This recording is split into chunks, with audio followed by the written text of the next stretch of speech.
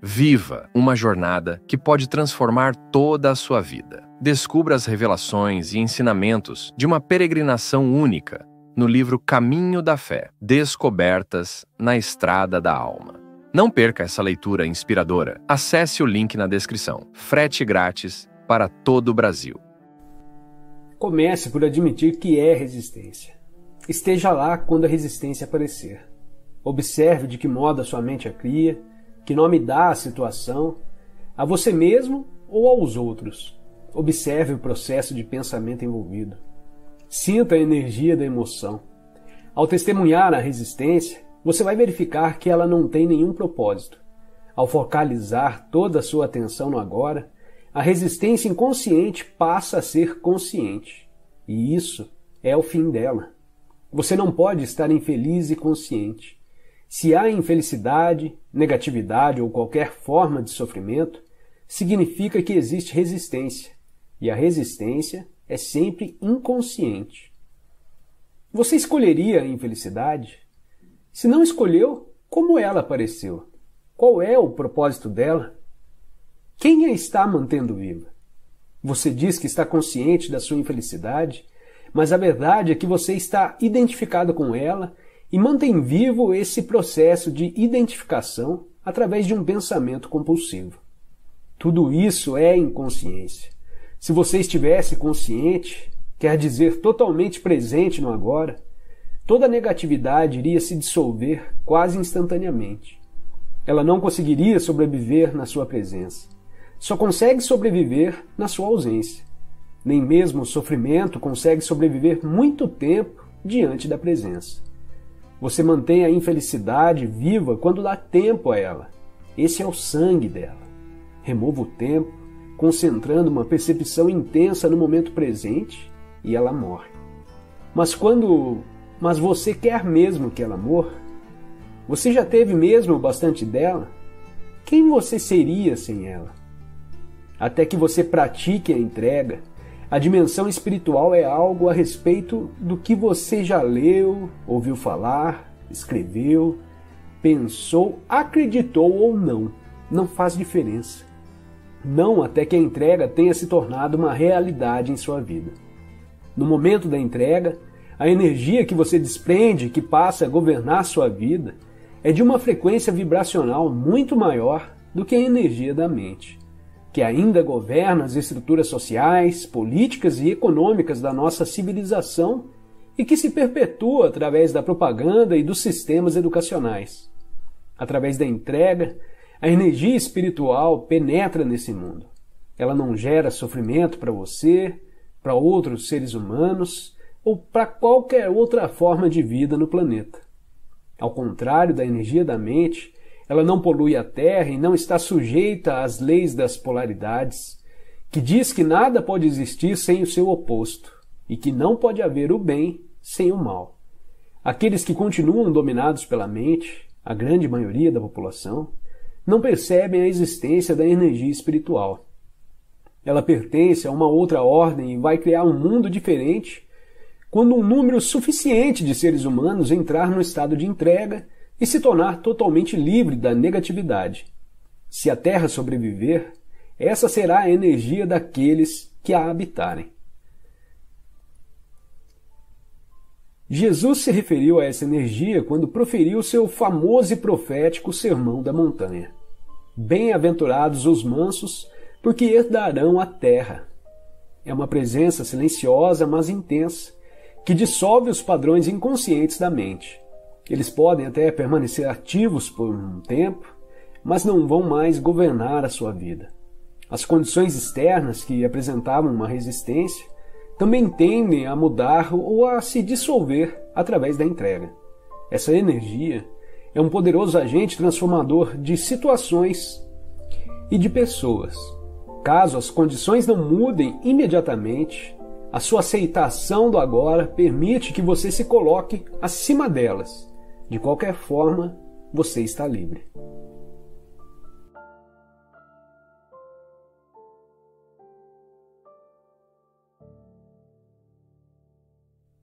Ter acesso a essa região sem forma traz uma liberdade verdadeira. Ela nos liberta da escravidão da forma e da identificação com a forma. É a vida em seu estado indiferenciado, anterior à sua fragmentação em várias modalidades. Podemos chamá-la de não manifesto. A fonte invisível de todas as coisas, o ser que está presente em todos os seres. É uma região de profunda serenidade e paz, mas também de alegria e vida intensas. Sempre que estamos presentes, nós nos tornamos, de um certo modo, transparentes à luz. Passamos a ser a consciência pura que emana dessa fonte. Percebemos também que a luz não está separada de quem somos, mas constitui a nossa verdadeira essência. O não manifesto é a fonte do Ki, que é o campo de energia interna do nosso corpo. É a fonte entre o nosso exterior e a fonte. É a ponte entre o nosso exterior e a fonte. Situa-se no meio do caminho entre o que está manifesto, que é o mundo da forma, e o não manifesto. O que pode ser comparado a um rio ou a um fluxo de energia. Se concentrarmos o foco da consciência bem fundo no corpo interior, estamos traçando o curso desse rio de volta à sua fonte. O que é movimento, enquanto o não manifesto é serenidade. Quando alcançamos um ponto de absoluta serenidade, mas que apesar de tudo vibra com a vida, significa que fomos além do corpo interior e além do Ki, em direção à própria fonte, que é o não manifesto. O Ki é a ligação entre o não manifesto e o mundo físico. Portanto, se você concentrar a atenção profundamente no corpo interior, poderá alcançar esse ponto, essa singularidade, onde o mundo se dissolve no não manifesto e em que o não manifesto assume a forma do fluxo de energia do Ki, que então se transforma no mundo. Esse é o ponto do nascimento e da morte. Só quando a nossa consciência se volta para o exterior é que a mente e o mundo passam a existir. Quando se dirige para o interior, ela percebe a sua própria fonte e regressa ao não manifesto. Assim, quando a nossa consciência retoma ao mundo manifesto, é que recuperamos a identidade da forma, que tinha sido abandonada temporariamente. Passamos a ter um nome, um passado, uma situação de vida, um futuro. Mas em aspecto particular, já não somos mais os mesmos de antes, porque vislumbramos uma realidade em nosso interior que não é desse mundo, embora não seja separada dele. Do mesmo modo que ela não é separada de você. Adote daqui para frente a seguinte prática espiritual. Ao caminhar pela vida, não dê 100% de atenção ao mundo exterior e à sua mente. Deixe alguma coisa no interior. Já falei sobre isso antes. Sinta o corpo interior mesmo quando estiver fazendo alguma atividade de rotina, principalmente nos relacionamentos ou quando em contato com a natureza. Sinta a serenidade bem lá no fundo. Mantenha a porta aberta. É possível ficar consciente do não manifesto em todas as ocasiões. Você sentirá uma profunda sensação de paz em algum lugar lá no fundo. Uma serenidade que nunca abandonará você, não importa o que aconteça lá fora. Você passa a ser a ponte entre o não manifesto e o manifesto, entre Deus e o mundo. Esse é o estado de conexão com a fonte. É o que chamamos iluminação. Não fique com a impressão de que o não manifesto é separado do manifesto. Como poderia? Ele é a vida no interior de todas as formas, a essência interior de tudo o que existe. Ele impregna o mundo.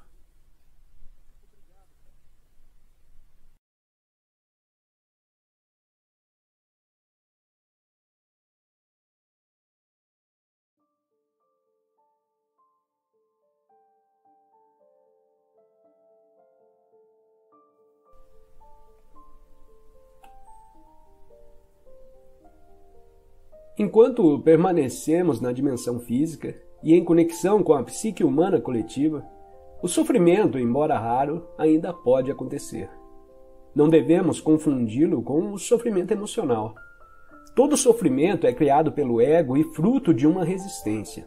Além disso, nessa dimensão, ainda nos sujeitamos à natureza cíclica e à lei da impermanência de todas as coisas, mas já não vemos mais o sofrimento como uma coisa má, ele simplesmente é.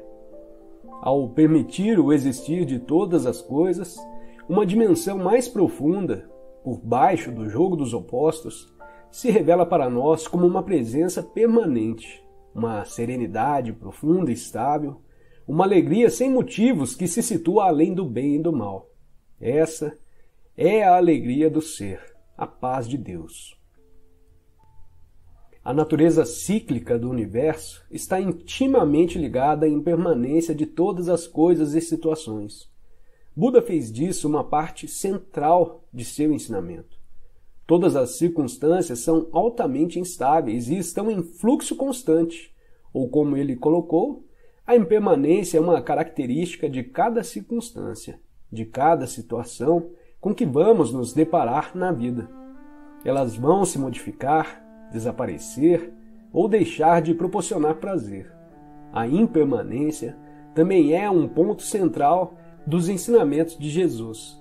Não acumule tesouros na terra, onde as traças e a ferrugem arruinam tudo, onde os ladrões arrumam as paredes para roubar. Enquanto a mente julgar uma circunstância boa, seja um relacionamento, uma propriedade, um papel social, um lugar, ou o nosso corpo físico, ela se apega e se identifica com ela. Isso faz você se sentir bem em relação a si mesmo e pode se tornar parte de quem você é ou pensa que é. Mas nada dura muito nessa dimensão, onde as traças e a ferrugem devoram tudo. Tudo acaba ou se transforma. A mesma condição que era boa no passado, de repente se torna ruim. A prosperidade de hoje se torna o consumismo vazio de amanhã. O casamento feliz e a lua de mel se transformam no divórcio infeliz ou em uma convivência infeliz. A mente não consegue aceitar quando uma situação com a qual tenha se apegado muda ou desaparece. Ela não vai resistir à mudança. É quase como se um membro estivesse sendo arrancado do seu corpo. Às vezes, ouvimos falar de pessoas que cometeram suicídio porque perderam a fortuna ou tiveram sua reputação arruinada. Esses são casos extremos. Outras pessoas, ao sofrer uma grande perda, tornam-se profundamente infelizes ou adoecem. Não conseguem distinguir a vida da situação de vida. Uma atriz que morreu depois dos 80 anos e foi ficando cada vez mais infeliz e reclusa conforme envelhecia. Ela estava identificada com uma circunstância, a sua aparência externa. No início, isso lhe deu um sentido feliz do eu interior, depois, um sentido infeliz. Se tivesse sido capaz de se conectar com a vida interior, que é dissociada da forma e do tempo, ela poderia ter aceitado o desaparecimento da beleza, observando-a de um lugar de serenidade e paz. Além do mais, sua aparência teria se tornado cada vez mais transparente à luz que brilha através da verdadeira natureza, de modo que a beleza externa não teria sumido, mas se transformado em beleza espiritual. Porém, ninguém contou a ela que isso era possível. O tipo de conhecimento mais básico ainda não está ao alcance de todos.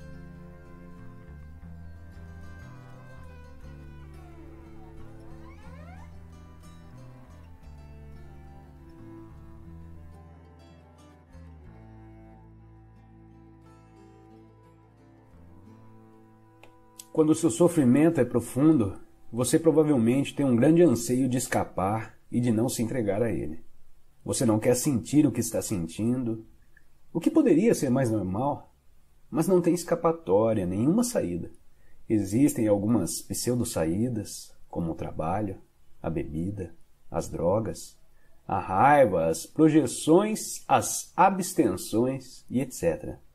Mas elas não libertam você do sofrimento. O sofrimento não diminui de intensidade quando você o torna consciente. Quando você nega o sofrimento emocional, tudo o que você faz ou pensa fica contaminado por ele. Você o irradia, por assim dizer, como a energia que se desprende de você. E outros vão captá-lo subliminarmente. Se essas pessoas estiverem inconscientes, podem até se ver compelidas a agredir ou machucar você de alguma forma. ou você pode machucá-las em uma projeção inconsciente do seu sofrimento. Você atrai e transmite aquilo que corresponde ao seu estado interior. Quando não existe caminho para fora, existe sempre um caminho através. Portanto, não fuja do sofrimento. Enfrente-o, sinta-o plenamente. Sinta-o, mas não pense a respeito dele. Fale dele, se necessário, mas não crie uma história na sua mente a respeito dele. Dê toda a sua atenção ao sofrimento, não à pessoa ou ao acontecimento que pode tê-lo provocado. Não permita que a mente use o sofrimento para criar uma identidade de vítima para você em função dele. Sentir pena de si mesmo e contar a sua história aos outros vai fazer com que você fique paralisado no sofrimento. Se for impossível se afastar desse sentimento, a única possibilidade de mudança é se mover em direção a ele. Do contrário, nada vai mudar. Portanto, dê a sua completa atenção ao que você sente e evite dar um nome a isso mentalmente. Ao se dirigir para o sentimento, fique intensamente alerta. No princípio pode parecer um lugar escuro e aterrador, e quando vier um impulso para se afastar, observe-o, mas não se deixe guiar por ele. Permaneça colocando a sua atenção no sofrimento, permaneça sentindo o pesar, o medo, o pavor, a solidão, o que for. Fique alerta, fique presente com todo o seu ser, com cada célula do seu corpo. Ao fazer isso, você está trazendo uma luz para a escuridão. É a chama da sua consciência. Nesse ponto, você não precisa mais se preocupar com a entrega, ela já aconteceu. Como? A atenção completa é a aceitação completa, é a entrega. Ao dar atenção completa, você está usando o poder do agora, que é o poder da sua presença. Nenhum indício de resistência consegue sobreviver nele. A presença remove o tempo, e sem o tempo, nenhum sofrimento e nenhuma negatividade consegue sobreviver. A aceitação do sofrimento é uma viagem em direção à morte. Encarar o sofrimento profundo, permitindo que ele exista, colocando a sua atenção sobre ele, é entrar na morte conscientemente. Quando tiver morrido essa morte, você perceberá que não existe morte e que não há nada a temer. Só quem morre é o ego. Imagine um raio de sol que se esqueceu que é uma parte inseparável do sol. Acredita que precisa lutar pela sobrevivência e assim cria e se apega a uma outra identidade diferente do sol. Será que a morte dessa ilusão não seria incrivelmente libertadora? Você quer ter uma morte fácil? Você prefere morrer sem sofrimento, sem agonia? Então morra para o passado a cada instante e permita que a luz da sua presença apague o pesado e limitado eu que você pensou que era você.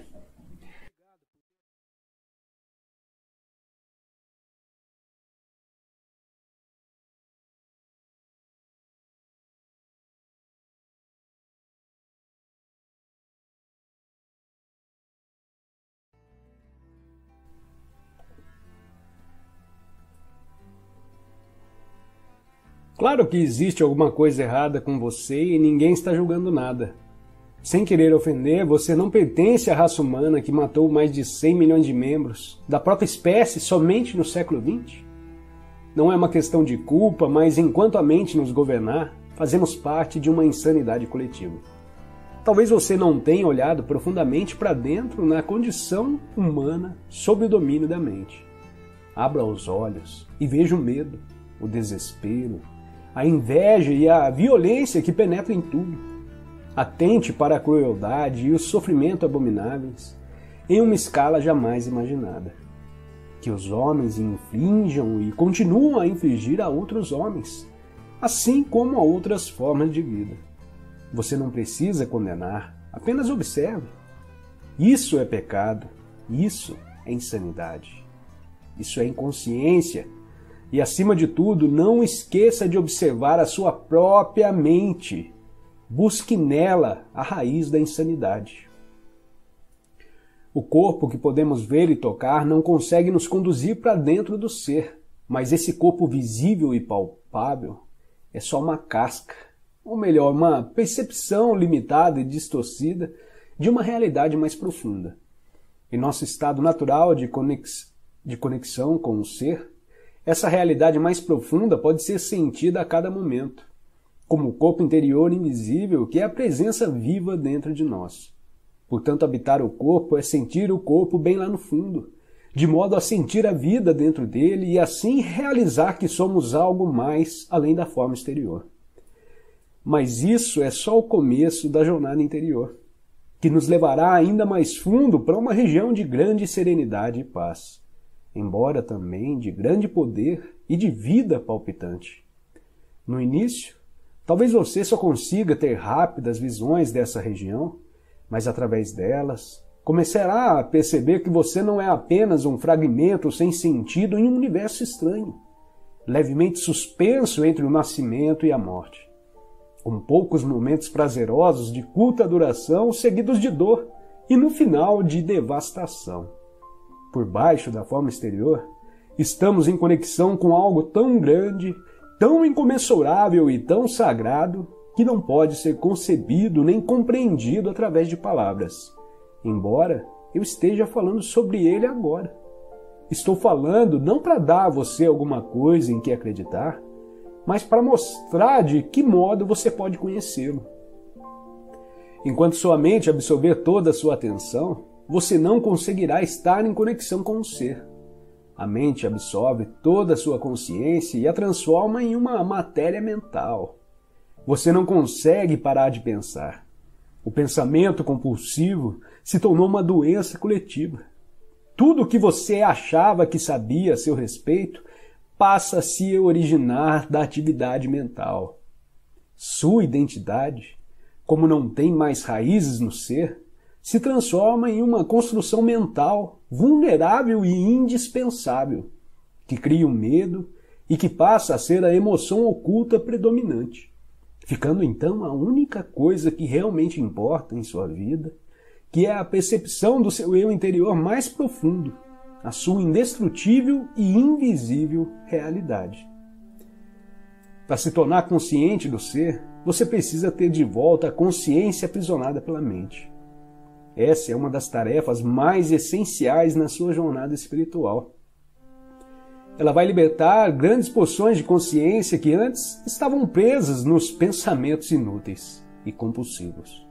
Uma forma eficaz de realizar essa tarefa é desviar o foco da atenção do pensamento e dirigi-lo para o interior do seu corpo, onde o ser pode ser percebido, numa primeira etapa, como o campo de energia invisível que dá vida àquilo que você entende como seu corpo físico.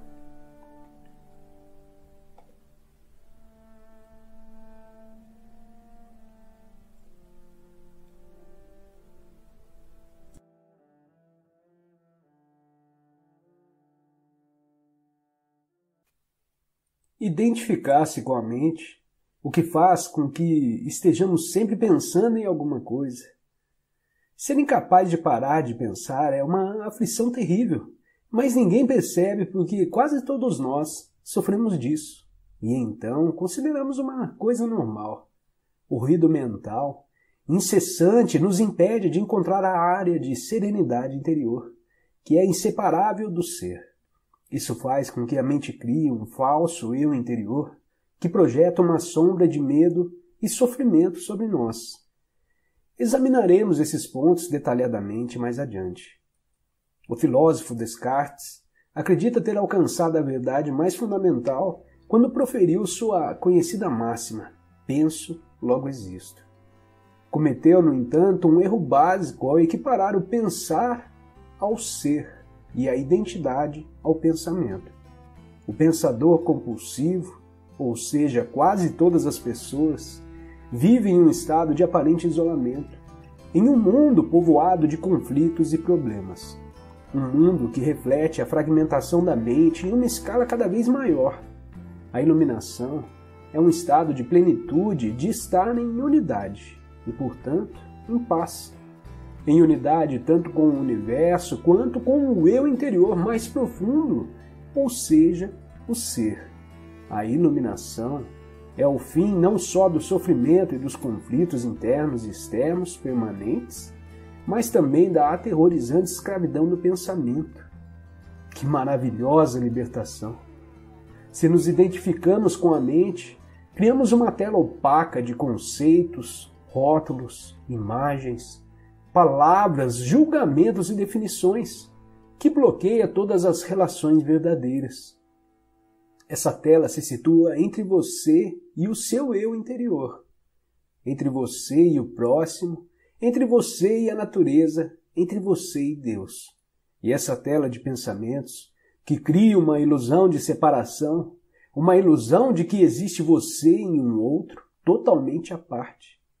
Esquecemos o fato essencial de que, debaixo do nível das aparências físicas, formamos uma unidade com tudo aquilo que é. Por esquecemos, quero dizer que não sentimos mais essa unidade como uma realidade evidente por si só. Podemos até acreditar que isso seja uma verdade, mas não mais a reconhecemos como verdade. Acreditar pode até trazer conforto. No entanto, a liberação só pode vir através da vivência pessoal. Pensar se tornou uma doença. A doença acontece quando as coisas se desequilibram. Por exemplo, não há nada de errado com a divisão e a multiplicação das células no corpo humano. Mas quando esse processo acontece sem levar em conta o organismo como um todo, as células se proliferam e temos a doença. Se for usada corretamente, a mente é um instrumento magnífico. Entretanto, quando a usamos de forma errada, ela se torna destrutiva. Para ser ainda mais preciso, não é você que usa a mente de forma errada. Em geral, você simplesmente não usa a mente. É ela que usa você. Essa é a doença. Você acredita que é a sua mente. Eis aí o delírio. O instrumento se apossou de você. Só podemos resolver palavras cruzadas ou construir uma bomba atômica. Não significa que estejamos usando a mente. Assim como os cães adoram mastigar ossos, a mente adora transformar dificuldades em problemas. É por isso que ela resolve palavras cruzadas e constrói bombas atômicas.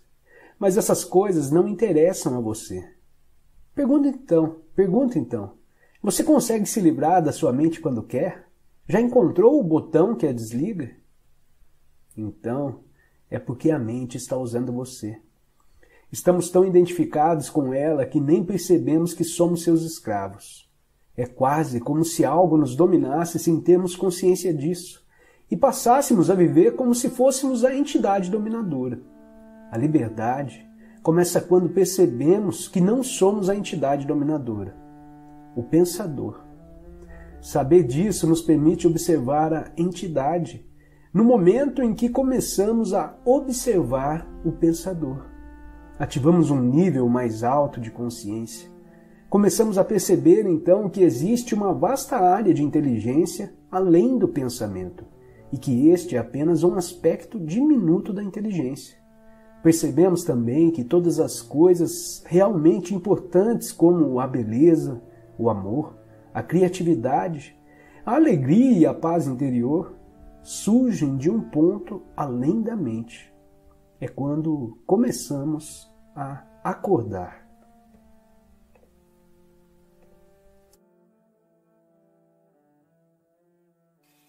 Obrigado por ter assistido a mais esse vídeo. Deixo o convite para você se inscrever no canal e compartilhar o conteúdo com quem você achar que precisa ouvir essa mensagem.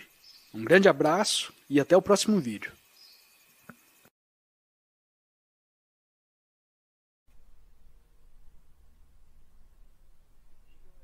O ego vem sendo uma parte absolutamente necessária da evolução humana.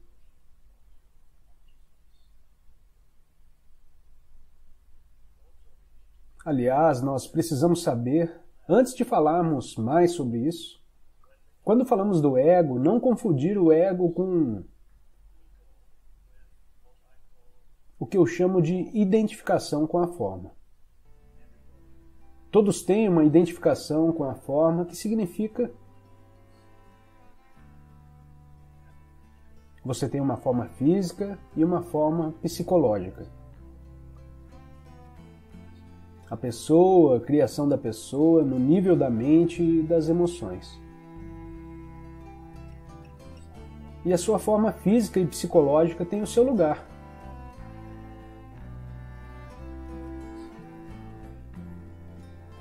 e não devem ser confundidas com um ego. Cuidar da sua forma, reconhecer e honrar isso, ou mesmo melhorar, isso é coisa boa. Você pode melhorar a sua forma física através dos exercícios e da nutrição certa. Você pode melhorar sua forma psicológica através de novas experiências. Ganhar mais conhecimento, aprender novas coisas, tudo isso é parte da sua identificação com a forma. Como identidade da forma, você não está completo ainda. Há muitas possibilidades, muitas coisas que você pode continuar fazendo. A menos que você tenha 100 anos, e nesse caso, você não precisa fazer muito. Quanto mais velho, mais você pode estar retornando para dentro do ser. Enquanto isso, alguma forma continua lá. E quando você fica muito velho, ela começa a desaparecer e então depois você é cada vez mais e mais só a sua essência. Então reconhecer a sua própria forma significa quando o ego desaparece. Oh, desculpe, qual é a diferença da sua identidade da forma e o seu ego? É muito simples. Ego significa a completa identificação com sua identidade da forma. Isso significa que só se conhece a si mesmo como veículo físico, que pode ser bonito ou não, que pode ser gordo ou magro, ou que seja, ou melhor, que todos os outros e etc. Ou ficando velho, eu não quero mais me olhar no espelho. Essa é a sua forma física, mental e emocional. E essa completa identificação com a identidade da forma é o ego. Então é importante, quando se fala sobre o ego, definir o que se quer dizer. Às vezes as pessoas discutem sobre o ego, uma pessoa entende uma coisa sobre essa palavra e a outra pessoa tem um entendimento bem diferente. Então é importante sabermos em qual sentido usamos a palavra ego. Agora, quando digo a completa identificação com a identidade da forma, o que essa identificação significa? Essa identificação significa que você deriva o seu senso de eu exclusivamente do corpo.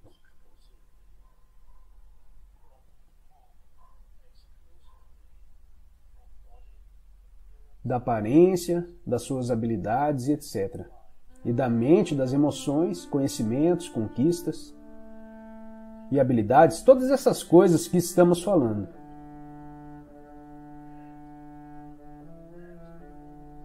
E isso é algo inevitável à medida que a consciência humana vem crescendo. Por milhares de anos, a habilidade de pensar cresceu.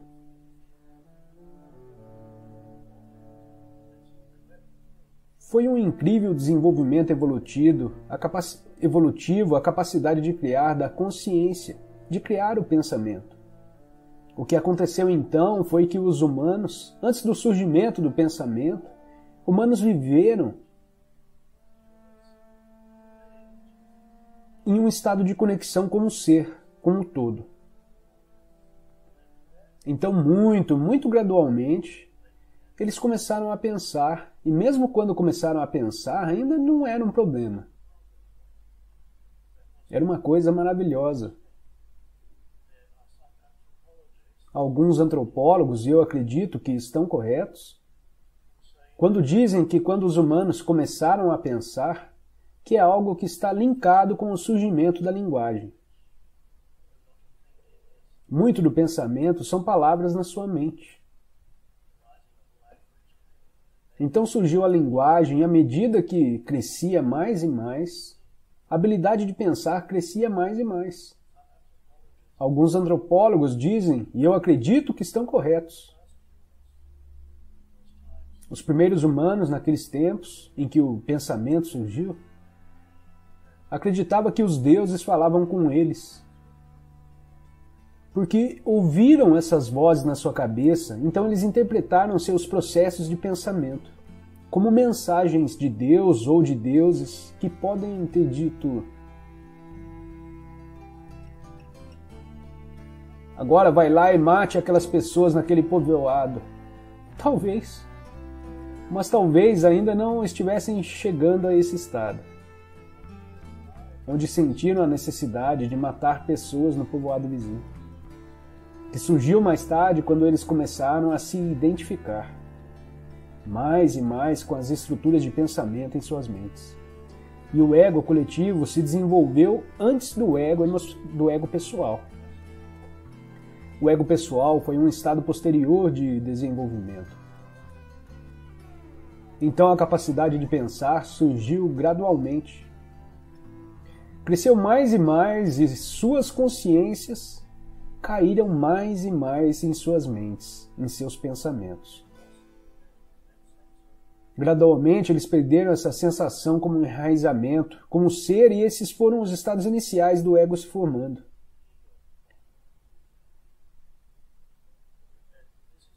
Essa é a razão pela qual eu diria que é por isso que em muitas civilizações e culturas antigas eles tiveram um mito antigo em muitas partes do mundo, chamado por diferentes nomes. E esse mito é chamado de Era Dourada. E conta uma história que era uma vez, há muito tempo, em um passado distante, em que os seres humanos eram felizes, quando tudo ia bem e a vida era fácil. E por milhares de anos as pessoas vêm contando essa história sobre esses tempos antigos. Esses eram tempos do estágio pré-egóico da consciência humana,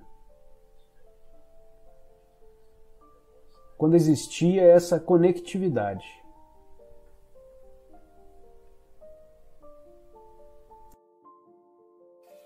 Obrigado por ter assistido a mais esse vídeo. Deixo o convite para você se inscrever no canal e compartilhar o conteúdo com quem você achar que precisa ouvir essa mensagem. Um grande abraço e até o próximo vídeo.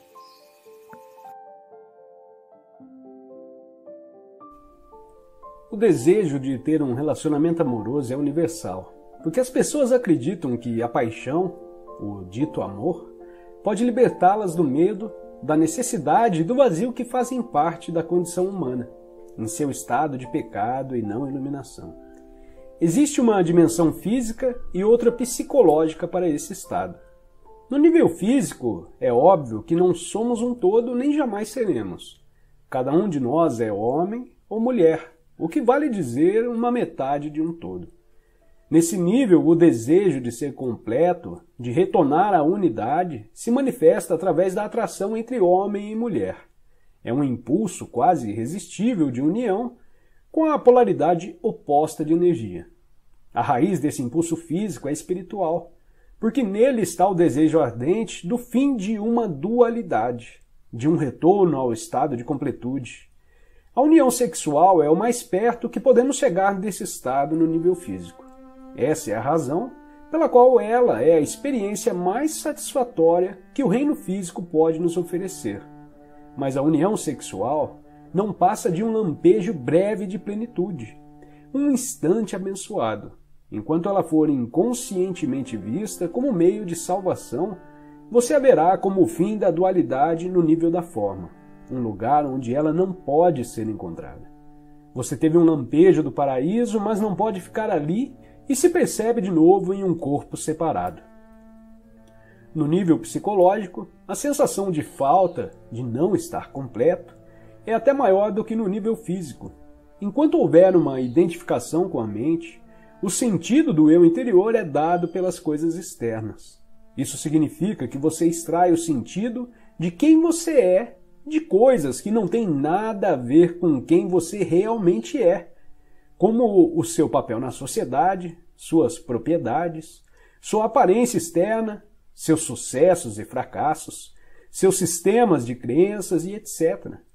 Esse eu interior falso, O ego, construído pela mente, sente-se vulnerável, inseguro e está sempre em busca de coisas novas com as quais se identificar, para obter a sensação de que ele existe. Mas nada é suficiente para lhe dar uma satisfação duradoura. O medo permanece. A sensação de falta e de necessidade permanecem. Então acontece aquele relacionamento especial. Parece ser a resposta para todos os problemas do ego. Parece preencher todas as nossas necessidades. Todas aquelas outras coisas das quais você tinha extraído o sentido do eu interior se tornam relativamente insignificantes. Você agora tem um ponto focal que substitui todos os outros, que dá sentido à sua vida e até define a sua identidade. A pessoa por quem você se apaixonou. Você não é mais um fragmento isolado em um mundo insensível. Seu mundo agora tem um centro, a pessoa amada. O fato de que o centro está fora de você e, portanto, você ainda tem um sentido de eu interior derivado das coisas externas. Parece não importar muito num primeiro momento. O que importa é que aquelas sensações de medo, falta, vazio e insatisfação não estão mais presentes. Ou será que estão? Será que elas desapareceram ou continuam a existir por baixo da aparente felicidade? Se em seus relacionamentos você vivenciou tanto o amor quanto o seu oposto, então é provável que você esteja confundindo o apego do ego e a dependência com o amor. Não se pode amar alguém em um momento e atacar essa pessoa no momento seguinte. O verdadeiro amor não tem oposto. Se o seu amor tem um oposto, então não é amor, mas uma grande necessidade do ego de obter um sentido mais profundo e mais completo do eu interior. Uma necessidade que a outra pessoa preenche temporariamente. É uma forma de substituição que o ego encontrou e por um curto período ela parece ser mesmo a salvação. Chega então um momento em que o outro passa a se comportar de um modo que deixa de preencher as suas necessidades, ou melhor, as necessidades do nosso ego.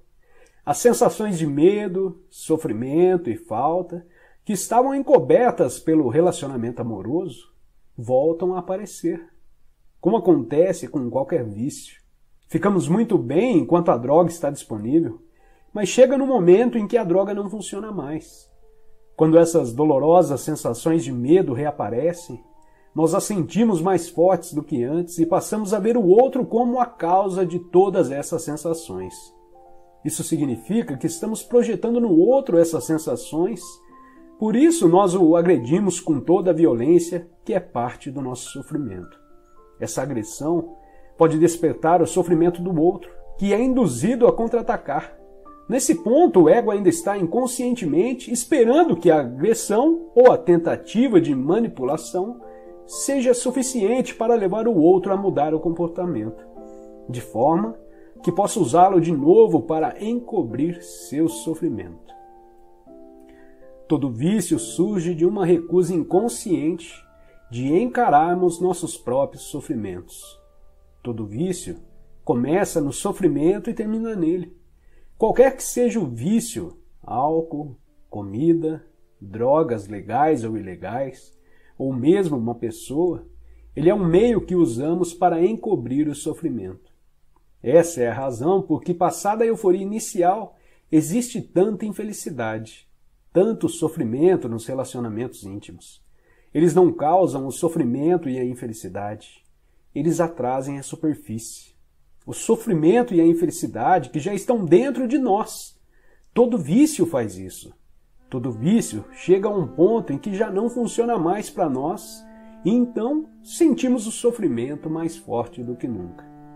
Essa é uma razão pela qual muitas pessoas estão sempre tentando escapar do momento presente e buscando algum tipo de salvação no futuro. A primeira coisa que devem encontrar, caso focalizem a atenção no agora, é o próprio sofrimento que carregam, e é isso que mais temem. Se ao menos soubessem como no agora, é fácil acessar o poder da presença que dissolve o passado e o sofrimento, Se ao menos soubessem como estão perto da própria realidade, como estão perto de Deus, evitar se relacionar com uma tentativa de evitar o sofrimento também não é a resposta. O sofrimento está lá de qualquer jeito. 3 relacionamentos infelizes em alguns anos têm mais probabilidades de forçar você a acordar do que 3 anos em uma ilha deserta ou trancafiado em seu quarto. Mas se você pudesse colocar uma presença intensa em sua solidão, isso também funcionaria para você. Mais um tapinha de pelica, maravilhoso. Vou te falar, viu? É bem como ele falou, e essa questão de vício não é nem questão da gente... É uma questão de vício, sim, mas não é nem questão de álcool, drogas, como que ele falou, mas qualquer coisa, né? É incrível como a gente tenta fugir do tédio, do sofrimento, né? O tédio não deixa de ser um sofrimento, a gente se sente incomodado, né? Você quer sair daquele estado, você fala, nossa, mas eu tô perdendo meu tempo aqui, eu tô parado, eu não tô fazendo nada, blá, blá, blá. Em vez da gente se conectar com o nada nesse momento, aproveitar essa circunstância para se conectar um pouquinho mais com esse estado, né? Com essa ponte que nos liga ao o poder do infinito aí, e a gente não quer fugir, toda vez a gente quer fugir. A gente imagina que abandonar essa conexão com o mundo exterior é puro sofrimento, né? Ai, pai. Mas faz parte. Vamos que vamos. Valeu, tchau, tchau.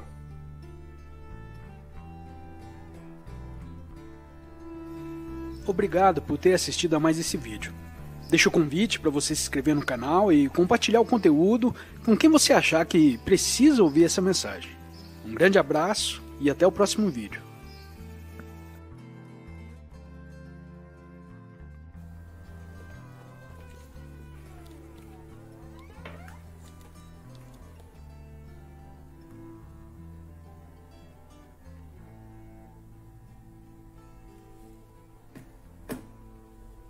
Quem nós pensamos que somos está intimamente ligado a como nos consideramos tratados pelos outros. Muitas pessoas se queixam de que não recebem um tratamento bom o bastante. Não me tratam com respeito, atenção, reconhecimento, consideração. Tratam-me como se eu não tivesse valor, é o que elas dizem. Quando o tratamento é bondoso, elas suspeitam de motivos ocultos. Os outros querem me manipular, levar vantagem sobre mim. Ninguém me ama. Quem elas pensam que são é isso. Sou um pequeno eu carente, cujas necessidades não estão sendo satisfeitas. Esse erro básico de percepção de quem elas são cria um distúrbio em todos os seus relacionamentos. Esses indivíduos acreditam que não têm nada a dar e que o mundo ou os outros estão ocultando delas aquilo de que precisam. Toda a sua realidade se baseia num sentido ilusório de quem elas são. Isso sabota situações, prejudica todos os relacionamentos. Se o pensamento de falta, seja de dinheiro, reconhecimento ou amor, se tornou parte de quem pensamos que somos, sempre experimentaremos essa falta. Em vez de reconhecermos o que já é de bom em nossa vida, tudo o que vemos é carência. Detectarmos o que existe de positivo na nossa vida é a base de toda abundância. O fato é o seguinte, seja o que for que nós pensemos que o mundo está nos tirando, é isso que estamos tirando do mundo. Agimos assim porque no fundo acreditamos que somos pequenos e que não temos nada a dar. Se esse for o seu caso, experimente fazer o seguinte por 2 semanas e veja como sua realidade mudará. Dê às pessoas qualquer coisa que você pense que elas estão lhe negando. Elogios, apreço, ajuda, atenção. Você não tem isso? Age exatamente como se tivesse, tudo isso surgirá. Logo depois que você começar a dar, passará a receber. Ninguém pode ganhar o que não dá. O fluxo de entrada determina o fluxo de saída. Seja o que for que você acredite, que o mundo não está lhe cedendo, você já possui. Contudo, a menos que permita que isso flua para fora de você, nem mesmo saberá que tem. Isso inclui a abundância, a lei segundo a qual o fluxo de saída determina, o fluxo de entrada é expressa por Jesus nessa imagem marcante. Dai e dar-se-vos-á. Colocar-vos-ão no regaço, medida boa, cheia, recalcada, sacudida e transbordante. Porque com a mesma medida que medirdes, serei medidos vós também. A fonte de toda abundância não está fora de você. Ela é parte de quem você é. Entretanto, comece por admitir e reconhecê-la exteriormente. Veja a plenitude da vida ao seu redor, o calor do sol sobre sua pele, a exibição de flores magníficas num quiosque de plantas, o sabor de uma fruta suculenta, a sensação no corpo de toda a força da chuva que cai do céu. A plenitude da vida está presente a cada passo. Seu reconhecimento desperta a abundância interior adormecida. Então permita que ela flua para fora. Só o fato de você sorrir para um estranho já promove uma mínima saída de energia. Você se torna um doador. Pergunte-se com frequência: o que posso dar neste caso? Como posso prestar um serviço a esta pessoa nessa situação? Você não precisa ser dono de nada para perceber que tem abundância. Porém, se sentir com frequência que a possui, é quase certo que as coisas comecem a acontecer.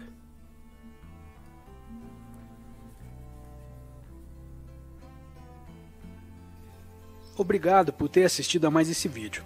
Deixo o convite para você se inscrever no canal e compartilhar o conteúdo com quem você achar que precisa ouvir essa mensagem. Um grande abraço e até o próximo vídeo.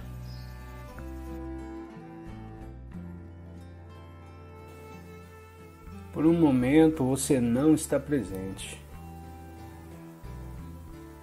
Então subitamente você escuta de novo e aí está você. No ponto de transição, que é muito notável, a mudança na sua consciência.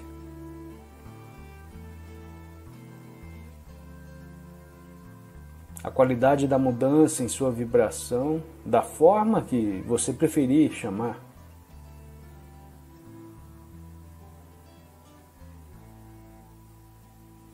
Então você também terá o poder de ir profundamente nos seus pensamentos.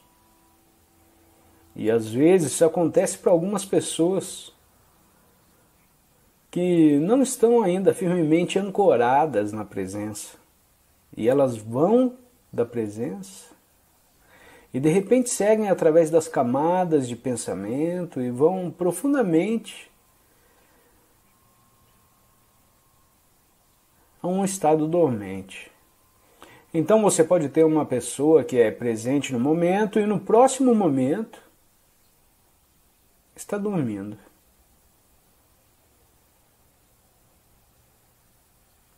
Como eu tinha observado em um templo budista, é que alguns dos monges, especialmente na primeira meditação da manhã, principalmente eles estão focados e de repente, pum, dormem.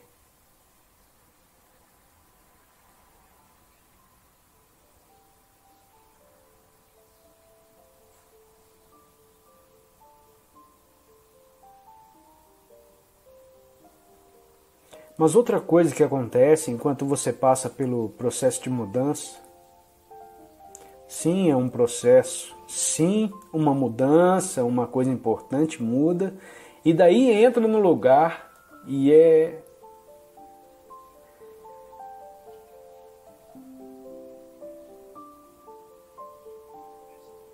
o seu investimento em ter pensamentos, ele não é mais total.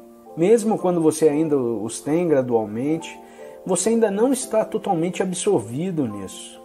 Mas os pensamentos persistem em acontecer e você pode ainda estar absorvido, mas estar pensativo não tem a mesma seriedade que tinha antes. Toma uma proporção menor. Uma forma de entender isso é usar um pouco de perspectiva entre você e o que tem pensado.